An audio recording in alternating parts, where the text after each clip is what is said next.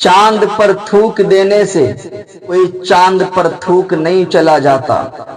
اسی طرح حضور اکرم صلی اللہ علیہ وسلم کی ذات میں گستاخی کرنے سے آپ کی عزت میں، آپ کی رفعت میں، آپ کی بلندی میں، آپ کے مقام و مرتبے میں، آپ کی عزت میں، عظمت میں ذرہ برابر بھی فرق نہیں پڑتا۔ خود حضور پاک صلی اللہ علیہ وسلم نے ارشاد فرمایا تھا کہ جو لوگ میری مذمت کرتے ہیں، اپنے اشعار میں میری ہجو کرتے ہیں، وہ تو مذمم کی برائی کرتے ہیں، مذمم لوگوں کی ہجو کرتے ہیں، میں تو محمد ہوں صلی اللہ علیہ وسلم جس کی دنیا تعریف کرتی ہے۔ محمد جس کی دنیا تعریف کرے، میں وہ ہوں۔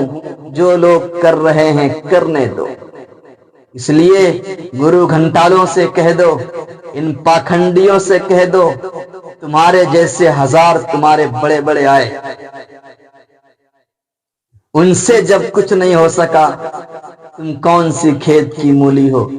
تم لاکھ گستاخی کرتے رہو، حضور کی شان میں ذرہ برابر فرق نہیں پڑے گا۔ خود قرآن نے کہہ دیا وَرَفَعْنَا لَكَ ذِكْرَكَ، اے نبی ہم نے آپ کے ذکر کو بلند کر دیا ہے، آپ کی عظمت کو ہم نے بلند کر دیا ہے۔ اس لیے مسلمانوں، خوب نبی سے محبت کرو، خوب نبی پاک صلی اللہ علیہ وسلم کی شان اقدس میں اچھے اچھے اشعار پڑھو، پاک صلی اللہ علیہ وسلم کی شان اقدس میں خوب درود پاک کا نذرانہ پیش کرو۔ اللہم صلی علی سیدنا محمد وعلی آلہ واصحابہ وسلم تسلیما کثیرا کثیرا۔